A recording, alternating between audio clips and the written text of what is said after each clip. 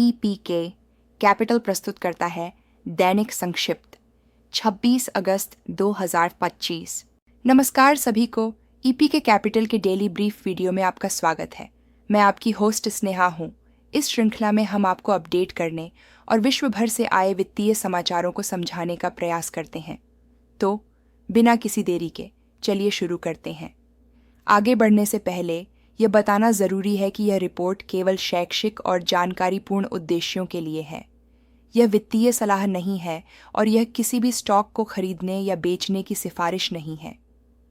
सभी निवेश निर्णय व्यक्तिगत शोध के बाद ही लेने चाहिए।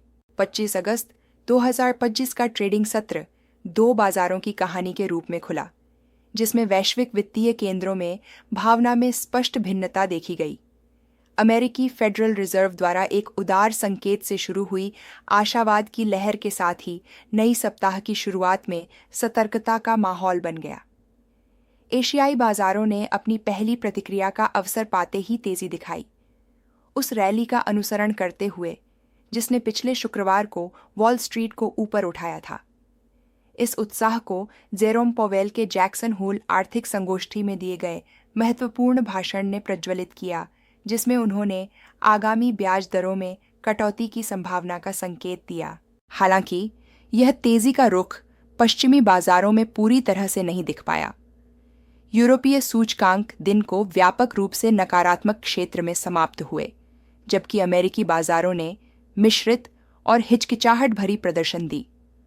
निवेशक पावेल के संदेश की सूक्ष्मताओं का पुनर्मूल्यांकन कर रहे थे, मौद्रिक ईजिंग की संभावना को उस आर्थिक कमजोरी के खिलाफ तौलते हुए जो इसे आवश्यक बनाती है, और साथ ही नई भू राजनीतिक और कॉरपोरेट चुनौतियों का सामना कर रहे थे। दिन का ट्रेडिंग एक ऐसे बाजार को रेखांकित करता है जो एक चौराहे पर है, केंद्रीय बैंक समर्थन के वादे और स्थायी आर्थिक और राजनीतिक जोखिमों की वास्तविकता के बीच फंसा हुआ है। वॉल स्ट्रीट का रियलिटी चेक, एक विभाजन का दिन। अमेरिकी ट्रेडिंग सत्र विरोधाभास का अध्ययन था, क्योंकि प्रमुख सूचकांकों ने निवेशक भावना का फ्रैगमेंटेड चित्र प्रस्तुत किया। डाउ जोन्स इंडस्ट्रियल एवरेज 85,416.99 पर बंद हुआ, जिसमें 214.73 अंक या 0.47% की गिरावट आई। व्यापक S&P 500 फ्लैटलाइन के पास रहा और दिन का अंत 6,866.09 पर किया, जो कि मामूली 0.82 अंक की गिरावट थी।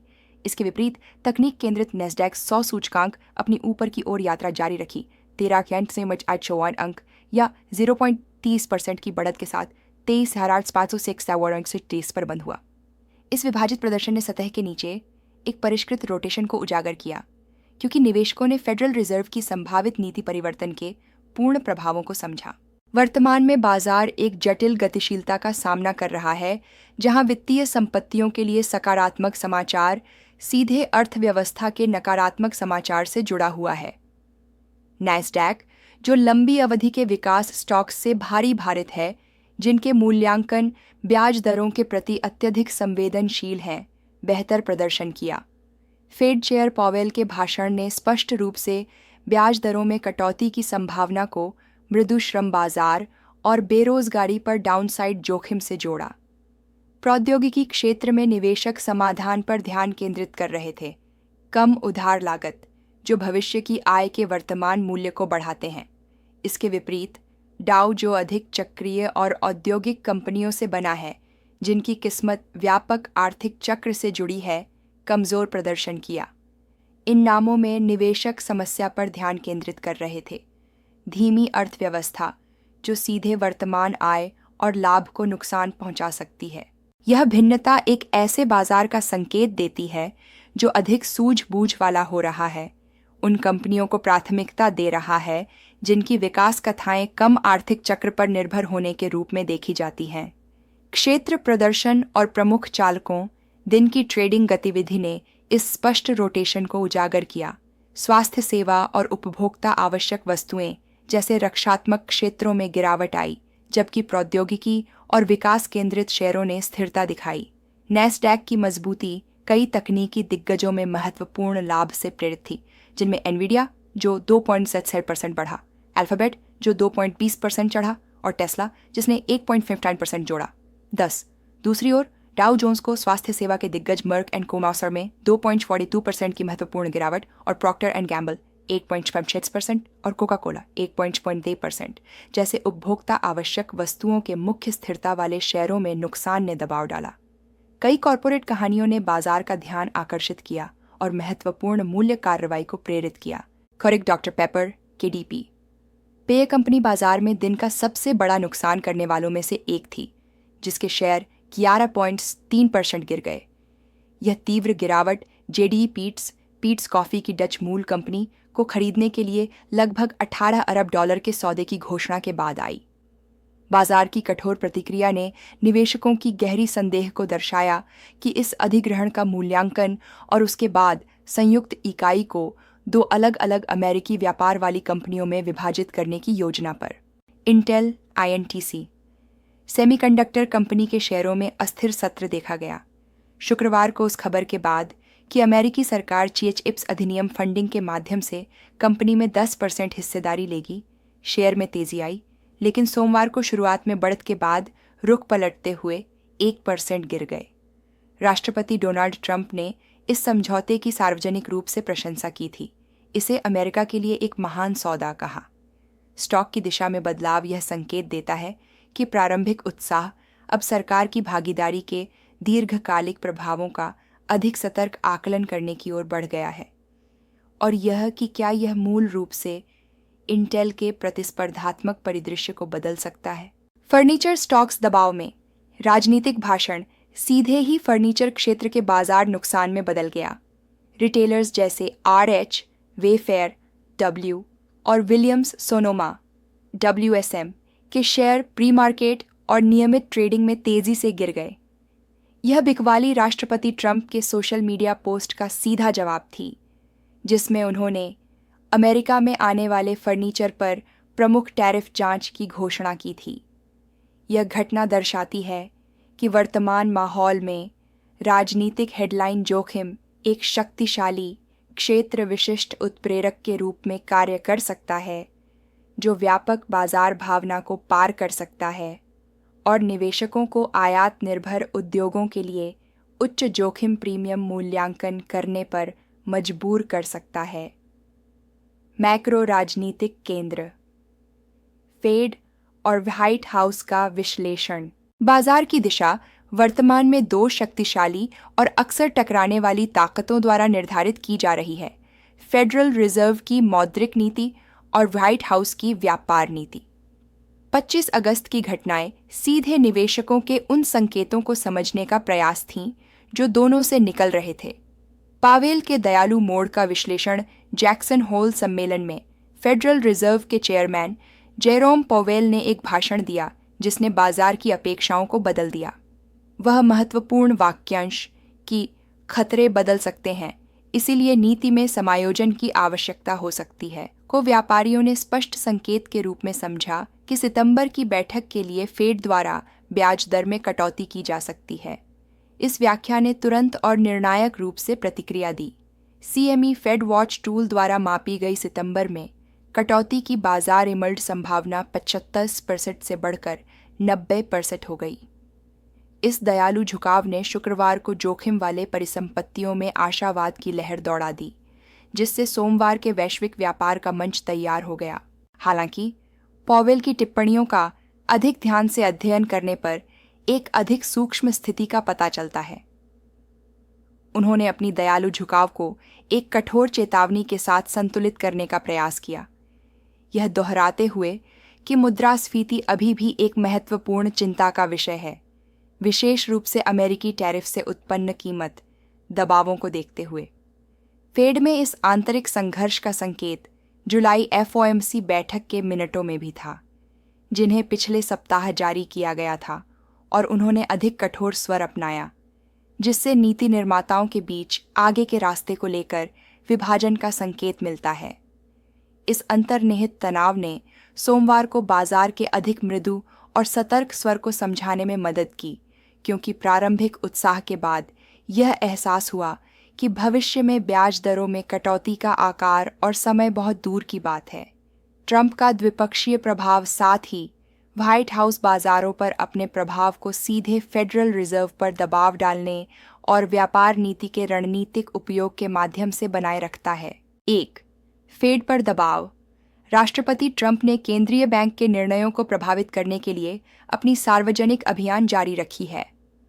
हाल के कदमों में फेड गवर्नर लीसा कुक को लक्षित करना और सार्वजनिक रूप से उनके इस्तीफे की मांग करना शामिल है, जो अंतर्राष्ट्रीय पर्यवेक्षकों की चिंता का कारण बना है। यूरोपीय केंद्रीय बैंक की अध्यक्ष क्रिस्टीन लेगार्ड ने चेतावनी दी है कि केंद्रीय बैंक की स्वतंत्रता को कमजोर करने का कोई भी प्रयास अस्थिरता ला सकता है वैश्विक वित्तीय प्रणाली में। 2. टैरिफ धमकियां। प्रशासन व्यापार नीति का भी सक्रिय रूप से उपयोग कर रहा है। फर्नीचर आयात की नई जांच और 27 अगस्त की अंतिम तिथि तक कुछ भारतीय वस्तुओं पर अतिरिक्त 25% टैरिफ लगाने की योजना से विशिष्ट क्षेत्रों और व्यापक अर्थव्यवस्था के लिए स्पष्ट अनिश्चितता पैदा हो रही है। यह केवल एक सैद्धांतिक जोखिम नहीं है। S&P ग्लोबल के ताज़ा PMI डेटा ने संकेत दिया है कि मौजूदा टैरिफ पहले ही 3 वर्षों में सबसे तेज़ दर से औसत बिक्री मूल्य बढ़ाने में एक प्रमुख कारक थे। फेडरल रिजर्व इस प्रकार एक कठिन स्थिति में फंसा हुआ है, जहां वह दरों में कटौती के लिए राजनीतिक दबाव और स्थायी टैरिफ प्रेरित मुद्रास्फीति को दर्शाने वाले आर्थिक आंकड़ों के बीच फंसा हुआ है। एक संभावित कटौती का संकेत देकर चेयर पॉवेल केंद्रीय बैंक के रोजगार मैंडेट को उसकी मूल्य स्थिरता मैंडेट से ऊपर प्राथमिकता दे रहे हैं, शायद मुद्रास्फीति को अस्थायी मानते हुए या तीव्र राजनीतिक माहौल के आगे झुकते हुए। यह आने वाले सप्ताह के लिए एक उच्च दाम वाला परिदृश्य तैयार करता है। आगामी आर्थिक कैलेंडर डेटा से भरा हुआ है, जो या तो फेड की नई रुख का समर्थन करेगा या चुनौती देगा। सबसे महत्वपूर्ण रिलीज जुलाई व्यक्तिगत उपभोग व्यय PCE मूल्य सूचकांक, फेड का पसंदीदा मुद्रास्फीति मापदंड और दूसरी तिमाही के GDP का दूसरा अनुमान होंगे। एक गर्म मुद्रास्फीति पढ़ाई फेड की विश्वसनीयता को खतरे में डाल सकती है, जिससे मुद्रास्फीति से लड़ने और कमजोर हो रहे श्रम बाजार का समर्थन करने के बीच कठिन विकल्प बन जाएगा। समय क्षेत्रों में व्यापार एक्रोनेम। बाजार की धारणा में भिन्नता सबसे अधिक स्पष्ट थी जब इसे विभिन्न समय क्षेत्रों में देखा गया। जबकि अमेरिकी बाजार हिचकिचा रहे थे, यूरोपीय और एशियाई बाजारों के सत्र स्पष्ट रूप से भिन्न थे, जो स्थानीय कारकों और वैश्विक समाचारों पर उनकी प्रतिक्रिया के समय से प्रभावित थे। यूरोप लाल रंग में यूरोपीय शेयर बाजार वॉल स्ट्रीट के शुक्रवार के सत्र से सकारात्मक गति को आगे नहीं बढ़ा सके। पैन यूरोपियन स्टॉक सेक्स 600 सूचकांक 0.4% गिर गया, जर्मनी का डैक्स 0.4% गिरा और फ्रांस का CAC 40.6% गिर गया। यूनाइटेड किंगडम में बाजार सार्वजनिक छुट्टी के कारण बंद था। एक महत्वपूर्ण कारण नकारात्मक भावना का था डेनिश नवीनीकरण ऊर्जा। दिग्गज ऑरस्टेड के शेयरों में 1800% की तीव्र गिरावट।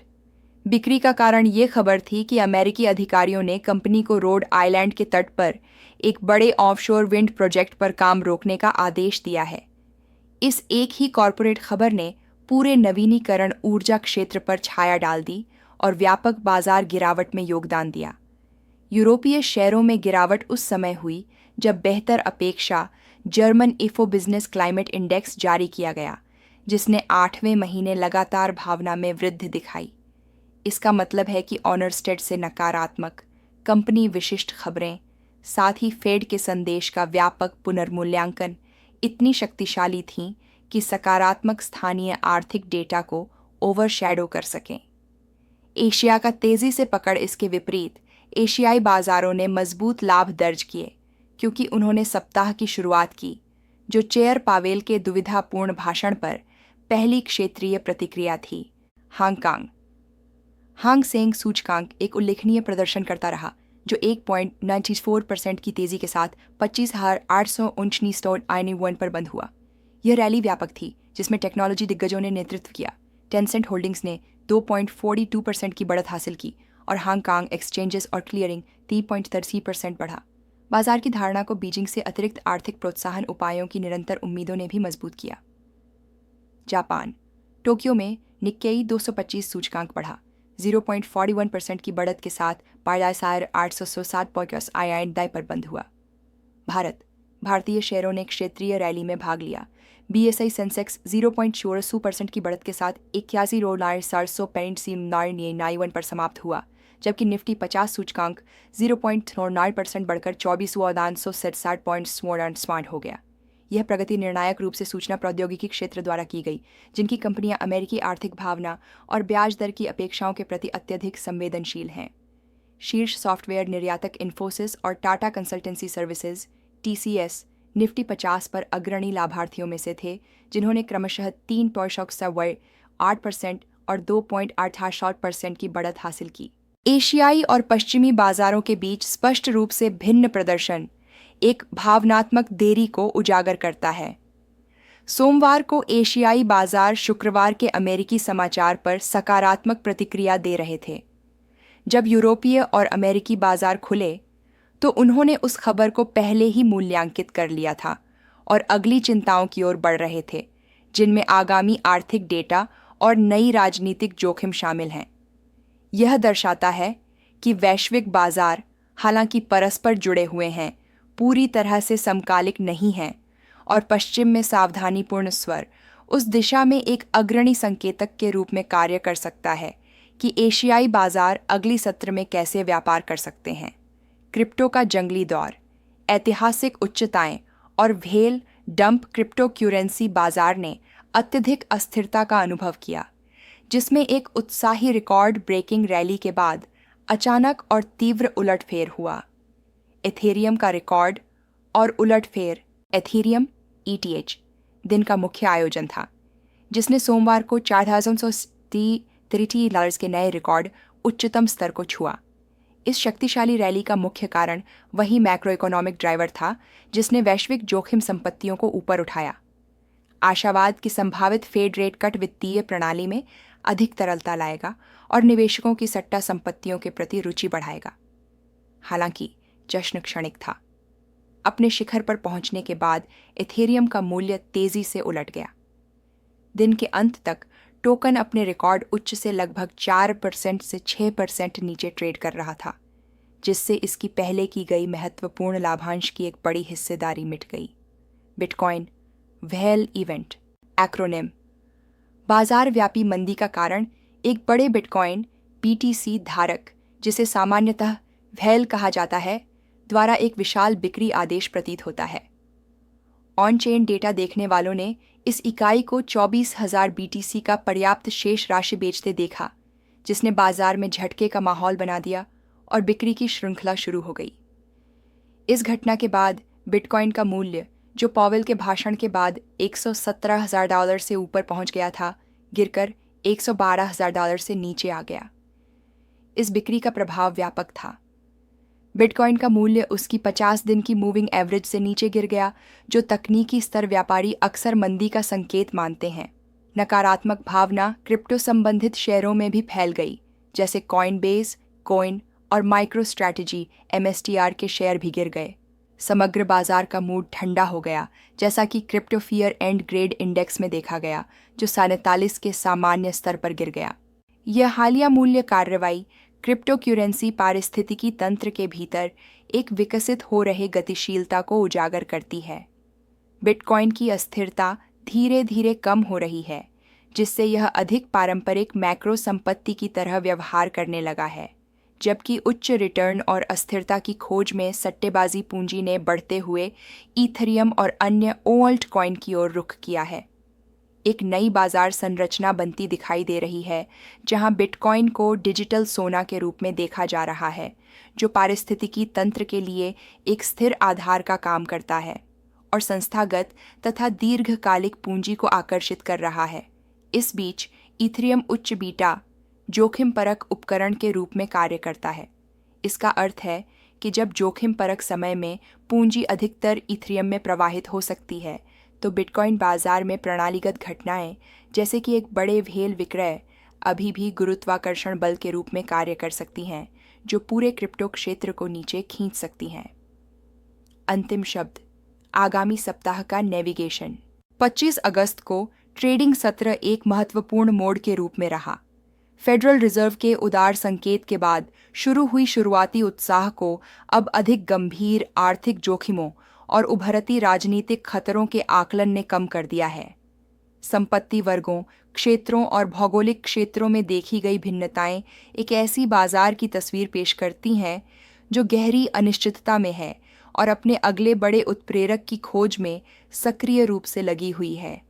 जैसे ही निवेशक सप्ताह के बाकी हिस्से की ओर देख रहे हैं, दो प्रमुख घटनाएं स्पष्टता प्रदान करने और संभवतः बाजार की दिशा तय करने के लिए तैयार हैं।